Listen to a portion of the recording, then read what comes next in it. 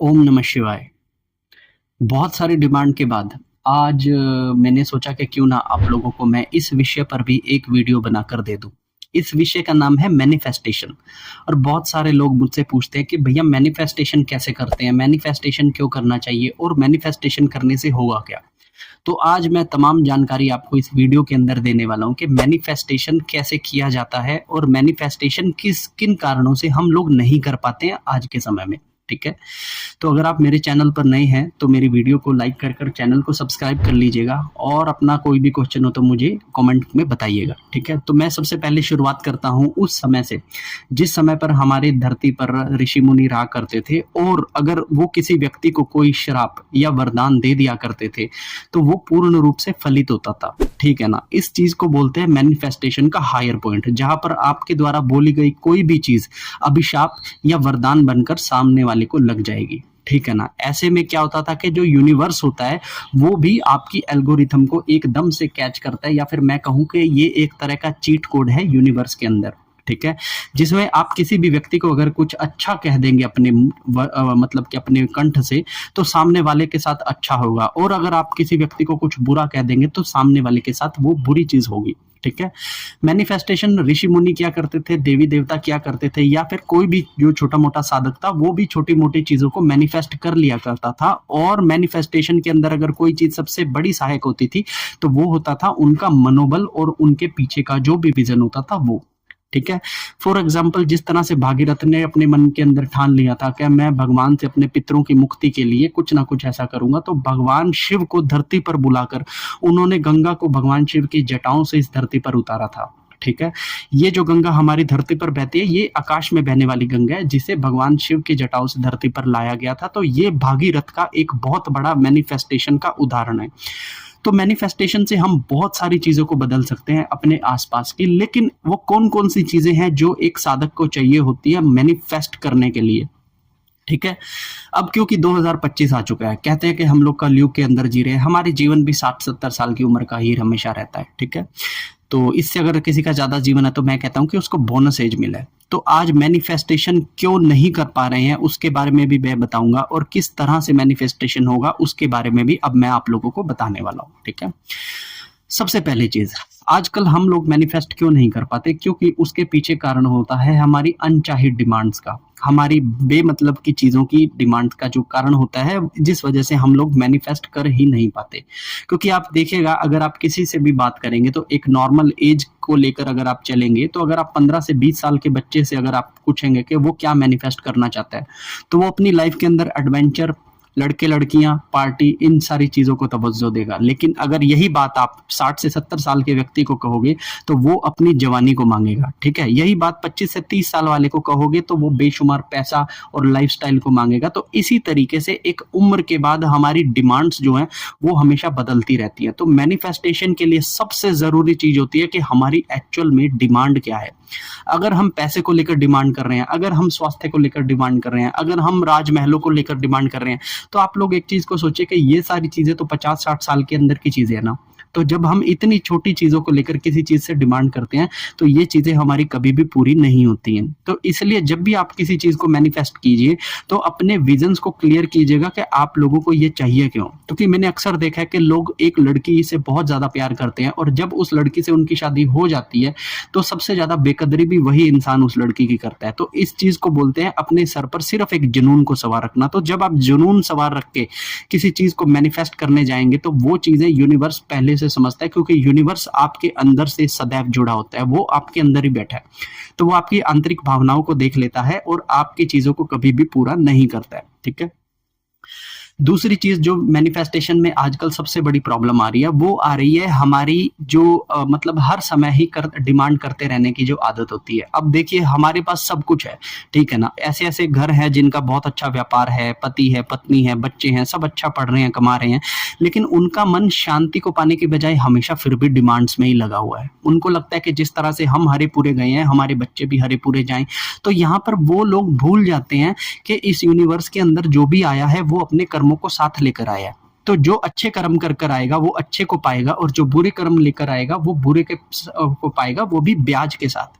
ठीक है, तो ऐसे में जब हम गलत धारणाएं लेकर अपने बच्चों के लिए मैनिफेस्ट करना शुरू कर देते हैं, किसी दूसरे व्यक्ति का दुख देखकर, उसकी बीमारी देखकर उस व्यक्ति के लिए जब मैनिफेस्ट करना शुरू कर देते हैं, प्रार्थनाएं करना शुरू कर देते हैं, तो ये प्रार्थनाएं तो एग्जिस्ट ही नहीं करेंगी, क्योंकि जो व्यक्ति पिछले जन्म के अंदर किसी का मर्डर करके आया है, इस जन्म के अंदर भी उसका मर्डर होने ही वाला है, ये निश्चित है। तो अगर हम अपने बच्चों को कुछ देना चाहते हैं तो वो हमें देना चाहिए कि उन्हें सही और गलत की जानकारी देनी चाहिए। और अगर किसी दुखी को हम देखते हैं तो हम अपनी तरफ से उसके लिए क्या कर सकते हैं, इस चीज को महत्व देना चाहिए, बजाय कि भगवान से प्रार्थना करके उसका दुख खत्म करने के। क्योंकि वो व्यक्ति अगर आज दुखी है तो वो अपने पूर्व जन्मों के कर्मों से ही दुखी है, ठीक है ना। तो जब हम इस तरह की गलत मैनिफेस्टेशंस करना शुरू कर देते हैं तो यूनिवर्स हमारे से हमारी मैनिफेस्ट करने की ताकत को ले लेता है, ठीक है। तीसरी जो बहुत इंपॉर्टेंट चीज है मैनिफेस्ट करने के अंदर, वो होता है हमारा जब तक। आज के समय में हर कोई पढ़ाई के पीछे भागते हैं, फिर नौकरी के पीछे भागते हैं, फिर प्यार के पीछे भागते हैं, और एंड में जाकर उन्हें कुछ भी नहीं दिखाई देता, और 40-45 साल की उम्र में उनको ये जीवन डिप्रेस लगने लगता है, और उन्हें लगता है कि हम कब अपने जीवन से यहाँ से चलते बने, क्योंकि उन्होंने इस तरह का जीवन जिया है जहां पर एक बहुत बड़ा विजन उन्होंने पहले निर्धारित किया था, लेकिन वहां पर पहुंचने के बाद भी उनको कुछ मिला ही नहीं। तो जितने भी हमारे ये खोखे विजन्स हैं, ऐसे विजन्स को हमें सबसे पहले त्याग देना चाहिए। अगर कोई चीज हमें दे सकता है तो वो है हमारा नाम जाप, ठीक है। हमें भक्ति करनी है, हमें स्पिरिचुअलिटी के अंदर रहना है, हमें अध्यात्म और शास्त्रों के सभी बातों पर अमल करते हुए अपने जीवन को जीना है। तो जब हम इस तरह से अपनी जीवन शैली को रखेंगे तो यूनिवर्स हमें खुद से मैनिफेस्ट करने की पावर को हमारे हाथ में देगा, ठीक है। लेकिन उसका फिर भी आपको गलत इस्तेमाल नहीं करना है, उसका इस्तेमाल आपको तभी जाकर करना है जब उसकी बहुत सख्त जरूरत हो। आप देखिएगा कि आपके द्वारा कही गई बात जो अंदर डीप से निकली होती है वो हमेशा पूरी होगी ही होगी, ठीक है। तो ये थी तीसरी चीज। अब मैं आपको बात बताता हूँ मैनिफेस्टेशन करने के लिए चौथी किस चीज की आवश्यकता होती है, और ये चीज बहुत ज्यादा इंपॉर्टेंट है। मैनिफेस्ट करने से पहले आपको कुछ मुद्राओं का इस्तेमाल करना चाहिए, क्योंकि जब आप उन मुद्राओं का इस्तेमाल करके किसी चीज को मैनिफेस्ट करते हैं तो उनको पावर मिलता है। अब ये कौन कौन सी मुद्राएं हैं, सबसे पहले मैं आप लोगों को बता देता हूं। अगर आपको अपनी मैनिफेस्टेशन की पावर को बढ़ाना है तो सबसे पहले आपको शिवलिंग मुद्रा को लेकर हमेशा पूजा पाठ और जप को करना ही करना है। आप दिन के अंदर कम से कम 15 मिनट जब शिवलिंग मुद्रा बनाकर जाप करेंगे तो आपकी कुंडलिनी को जो पंप अप मिलेगा, वो पंप अप ऐसी एनर्जीज को पॉप अप करेगा जो कि आपके मैनिफेस्ट को पूरा करने में सहायता करेगी। दूसरी मुद्रा, जब भी आप किसी के ज्ञान को सुने तो अपनी हमेशा योनि मुद्रा बना ले, ठीक है। इस तरीके से आप योनि मुद्रा अपने हाथों से बना ले, क्योंकि योनि मुद्रा में जब कोई भी चीज कही जाती है या फिर बोली जाती है तो वो आपके सबकॉन्शियस से सबकॉन्शियस की तरफ ट्रांसफर होती है, ठीक है। तीसरी, इसको बोलते हैं ज्ञान मुद्रा, जो भगवान शिव कर बैठते हैं इस तरीके से, ये होती है ज्ञान मुद्रा। ज्ञान मुद्रा आपको तब करनी है जब आप किसी की ये बातें सुन रहे होते हैं। फॉर एग्जाम्पल, जैसे अगर आप मेरा ये वीडियो देख रहे हैं तो अब आपकी ये ज्ञान मुद्रा होनी चाहिए, क्योंकि मैं जो बोल रहा हूँ वो मेरे सबकॉन्शियस से ही आप लोगों से मैं बोल रहा हूँ, ठीक है। तो अगर आप ज्ञान मुद्रा के रूप में बैठेंगे तो मेरी बातें आपके सबकॉन्शियस में अपने आप ऐड हो जाएंगी, आपको कुछ करने की जरूरत नहीं पड़ेगी, ठीक है। और उसके बाद जो सबसे महत्वपूर्ण जो मैनिफेस्टेशन की ऊर्जा होती है उसको, उस मुद्रा को बोलते हैं हमारी देवी हाकनी की मुद्रा। और देवी हाकनी की मुद्रा मैं पहले भी बता चुका हूं कि देवी हाकनी की मुद्रा आपको इस तरह से लेना है, इस तरीके से बनाकर अपने पॉइंट को यहाँ पर बिल्कुल आज्ञा चक्र पर रखकर आपको जाप करना है। तो जब आप इस तरह से जाप करेंगे तो आपकी आज्ञा दृष्टि को बल मिलेगा और आप विजन्स कर पाएंगे, उन विजन्स में चेंजेस करने के लिए मैनिफेस्टेशन की पावर को भी पा सकेंगे, ठीक है। तो इस तरह की चीजें कर आप अपनी मैनिफेस्टेशन पावर को बढ़ा सकते हैं। लेकिन कभी भी गलत चीजों के लिए मैनिफेस्टेशन ना कीजिएगा, क्योंकि अगर यूनिवर्स ने आपकी गलत चीजों को भाप लिया तो वो जीवन में कभी आपको मैनिफेस्ट करने की ताकत नहीं देगा। दूसरी चीज, बिना बात के पूरा दिन के अंदर सारा दिन मांगने की आदत को अपना छोड़ दीजिए, क्योंकि जब आप इस तरह की आदतों को पालते हैं तो यूनिवर्स आपकी इस आदत को आदत जानकर आपकी मैनिफेस्टेशन को कभी भी पावर नहीं देगा, ठीक है। तीसरी चीज, कभी भी गलत लोगों के लिए मैनिफेस्ट नहीं करना, चाहे वो आपके घर के अंदर हो, चाहे वो आपकी संतान हो, चाहे आपके घर कोई रिश्तेदार हो, दोस्त हो, या फिर आस पड़ोस का कोई भी पड़ोसी हो।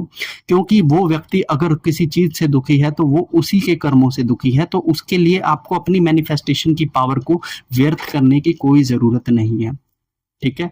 अगली चीज, अगर आपको दिख रहा है कोई व्यक्ति मरने वाला है या फिर उसके साथ कोई ऐसी बड़ी दुर्घटना जो है वो घटित होने वाली है, तो उसे ईश्वर की प्रार्थना के रूप में ही करिए, कभी मैनिफेस्टेशन के थ्रू उसको रोकने की कोशिश ना कीजिए, क्योंकि ऐसा करने से जो समय की गति है वो बहुत बलवान है, वो हमारे किसी भी मैनिफेस्टेशन की पावर से नहीं रुकने वाली।